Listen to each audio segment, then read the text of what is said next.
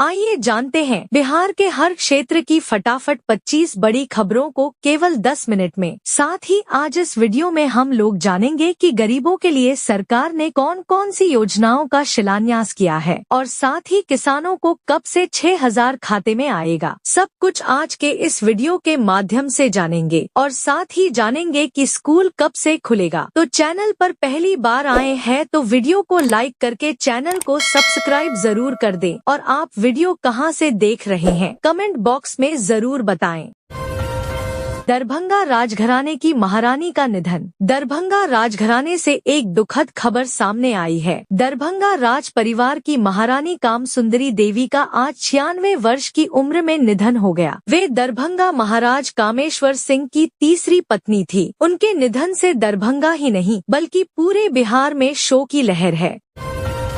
बिहार में किसानों के लिए बड़ी पहल। बिहार में एग्री स्टैक योजना के तहत किसानों का रजिस्ट्रेशन अभियान तेजी से जारी है। अब तक 16,12,000 से अधिक किसानों का पंजीकरण पूरा हो चुका है। इनमें से 10,48,000 से ज्यादा किसान पीएम किसान योजना से जुड़े हुए हैं। उप मुख्यमंत्री विजय कुमार सिन्हा ने इसे किसानों के डिजिटल सशक्तिकरण की दिशा में अहम कदम बताया है। सरकार का लक्ष्य है कि योजनाओं का लाभ सीधे किसानों तक पहुंचे। पूर्णिया सामूहिक दुष्कर्म कांड। पूर्णिया गैंगरेप मामले में पुलिस को बड़ी सफलता मिली है। इस मामले के मुख्य आरोपी जुनैद को गिरफ्तार कर लिया गया है। पुलिस ने जुनैद के ड्राइवर इस्ताबर, इरफान समेत 6 लोगों के खिलाफ केस दर्ज किया है। एसपी ने मामले में देह व्यापार के एंगल से भी जांच के आदेश दिए हैं, जबकि फरार आरोपियों की तलाश लगातार जारी है।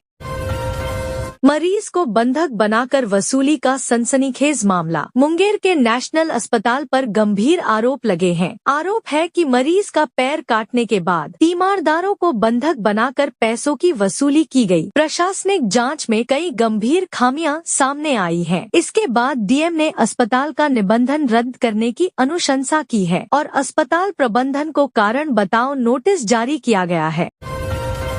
आंगनबाड़ी केंद्र में शर्मनाक घटना। मुंगेर के जमालपुर से बेहद शर्मनाक मामला सामने आया है। आंगनबाड़ी केंद्र में 3 नाबालिग बहनों को अश्लील वीडियो दिखाया गया। जब बच्चियों के पिता और चाचा ने इसका विरोध किया तो आरोपियों ने उन पर कुल्हाड़ी और लाठी से हमला कर दिया। पुलिस ने त्वरित कार्रवाई करते हुए 4 आरोपियों को गिरफ्तार कर उन्हें न्यायिक हिरासत में भेज दिया है। 4 दिन बाद कुएं से मिला इति छात्र का शव। रोहतास जिले से एक दुखद खबर सामने आई है। 4 दिन से लापता आईटीआई छात्र विष्णु कुमार सिंह का शव दिनारा थाना क्षेत्र के एक कुएं से बरामद किया गया है। बताया जा रहा है कि वह दोस्त की बर्थडे पार्टी में जाने के लिए घर से निकला था। फिलहाल पुलिस पोस्टमार्टम रिपोर्ट का इंतजार कर रही है और मामले की हर पहलू से जाँच जारी है। राजद ने एक बार फिर जदयू पर बड़ा हमला बोला है। पार्टी का आरोप है कि सरकार 1 लाख नौकरियों का ऐलान तो करती है, लेकिन जमीनी हकीकत में सिर्फ 25,000 पर ही समेट लेती है। खासकर चौथे चरण की शिक्षक बहाली को लेकर विपक्ष हमलावर है। राजद का कहना है कि जब प्रदेश में शिक्षकों की भारी कमी है तो पदों की संख्या बढ़ाने से सरकार पीछे क्यों हट रही है। नालंदा से जहां दिल दहला देने वाली वारदात सामने आई है। रविवार से लापता 19 वर्षीय अंशु कुमार की बेरहमी से हत्या कर दी गई। युवक का शव घर से करीब 1 किलोमीटर दूर खेत में एक बोरे के अंदर मिला। गला रेतकर हत्या की पुष्टि हुई है। पुलिस डॉग स्क्वाड और एफएसएल की मदद से पूरे मामले की गहन जाँच कर रही है। इलाके में दहशत का माहौल है। बर्थडे पार्टी के जश्न में हर्ष फायरिंग युवकों को भारी पड़ गई। पुलिस ने छापेमारी कर 9 युवकों को गिरफ्तार किया है। मौके से 1 देसी कट्टा, 6 जिंदा कारतूस और 1 मिस फायर गोली बरामद की गई है। सभी आरोपियों को न्यायिक हिरासत में भेज दिया गया है। गैंगरेप को लेकर सियासी पारा चढ़ा। सांसद पप्पू यादव ने इस मामले को लेकर नीतीश सरकार पर तीखा हमला बोला है। उन्होंने बिहार में बढ़ते अपराध के लिए शराब और नशे को जिम्मेदार ठहराया और दोषियों को स्पीडी ट्रायल के जरिए फांसी देने की मांग की। साथ ही लालू परिवार पर हो रही कार्रवाई को उन्होंने राजनीतिक भेदभाव करार दिया। मुजफ्फरपुर में बदला पुलिस का मिजाज। नए एसपी के कमान संभालते ही पुलिस अब पूरी तरह एक्शन मोड में नजर आ रही है। सड़कों पर सघन जांच अभियान चलाया जा रहा है। साफ है कि कप्तान बदलते ही कानून व्यवस्था को लेकर सख्ती दिखाई देने लगी है। 26 जनवरी को पटना का गांधी मैदान बनेगा मिनी बिहार। इस बार सिर्फ परेड नहीं बल्कि बिहार की संस्कृति, विकास और नारी शक्ति की झलक देखने को मिलेगी। खास आकर्षण होगी माता सीता की जन्मस्थली पुनौरा धाम की भव्य झांकी, जो लोगों को भावनात्मक रूप से जोड़ने वाली है। अब सरकारी शिक्षकों के प्रमोशन में नियोजित शिक्षक के रूप में की गई सेवा अवधि भी जोड़ी जाएगी। शिक्षा विभाग ने इसका आदेश जारी कर दिया है। इससे 6ठी से 8वीं और 11वीं 12वीं के शिक्षकों को सीधा फायदा मिलेगा।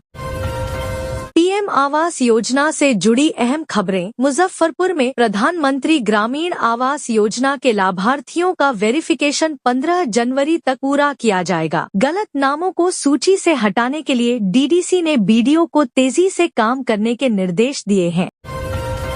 बक्सरवासियों के लिए खुशखबरी। रेलवे ने अलीपुरद्वार से मुंबई तक साप्ताहिक अमृत भारत एक्सप्रेस चलाने का फैसला लिया है। यह ट्रेन बक्सर, मुजफ्फरपुर और हाजीपुर होते हुए गुजरेगी। मुंबई के लिए रात 10:30 बजे और सिलीगुड़ी के लिए शाम करीब 4:30 बजे ट्रेन मिलेगी। पश्चिम चंपारण से नशे के खिलाफ बड़ी कार्रवाई। इनरवा थाना क्षेत्र में पुलिस ने एक धंधेबाज को गिरफ्तार कर गड्ढे में छिपाकर रखी 300 से ज्यादा कोडीन कफ सिरप की बोतलें और 1200 नशीली टैबलेट बरामद की हैं। आरोपी युवाओं को नशे की दवाएं सप्लाई करता था। पटना नगर निगम का बड़ा फैसला। अब राजधानी के हर वार्ड में नागरिक सुविधाओं पर 1-1 करोड़ रुपए खर्च किए जाएंगे। कुल 204 विकास योजनाओं को मंजूरी दी गई है, जिससे बुनियादी ढांचे और सुविधाओं में बड़ा सुधार होगा।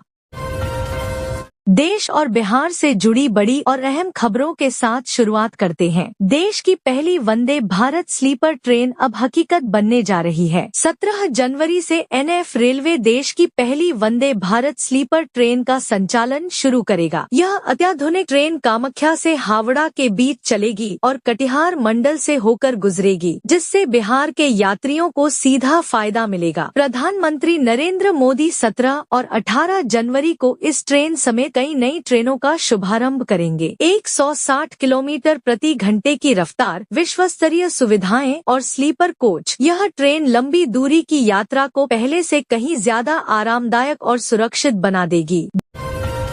बात बिहार के युवाओं की, जिन्होंने पूरे देश में बिहार का नाम रोशन किया है। राष्ट्रीय युवा महोत्सव में बिहार का जलवा देखने को मिला है। नई दिल्ली के भारत मंडपम में आयोजित 29वें राष्ट्रीय युवा महोत्सव में बिहार के युवा पार्थ कौशिक ने शानदार प्रदर्शन करते हुए पूरे देश में दूसरा स्थान हासिल किया है। स्वामी विवेकानंद की जयंती पर आयोजित इस महोत्सव में देश के 36 राज्यों और केंद्र शासित प्रदेशों से चुने गए प्रतिभाशाली युवाओं ने हिस्सा लिया। पार्थ की यह उपलब्धि न सिर्फ बिहार बल्कि पूरे राज्य के युवाओं के लिए प्रेरणा बन गई है। खबर किसानों से जुड़ी, जो उनकी आमदनी बढ़ाने की दिशा में बड़ा कदम है। चिप्स बनाने वाले आलू की खेती पर बिहार सरकार दे रही है 75% अनुदान। किसानों की आय दोगुनी करने के लक्ष्य के तहत कृषि विभाग ने लेडी रोसेटा क्षेत्र विस्तार योजना शुरू की है। इस योजना के तहत उन्नत किस्म के आलू की खेती करने वाले किसानों को भारी सब्सिडी मिलेगी। इससे न सिर्फ किसानों की कमाई बढ़ेगी बल्कि बिहार में आलू आधारित उद्योगों को भी नई ताकत मिलेगी। बिजली उपभोक्ताओं के लिए राहत भरी खबर। अब हफ्ते में 2 दिन बिजली उपभोक्ताओं की शिकायतों का होगा सीधा निपटारा। निदेशक मनोज कुमार सिंह ने सोमवार को सभी आपूर्ति अंचल कार्यालयों के अधिकारियों के साथ वीडियो कॉन्फ्रेंसिंग के जरिए बैठक की। उन्होंने सख्त निर्देश दिए कि हर सोमवार और शुक्रवार अधिकारी अनिवार्य रूप से कार्यालय में उपस्थित रहेंगे, उपभोक्ताओं की समस्याएं सुनेंगे और मौके पर ही समाधान सुनिश्चित करेंगे।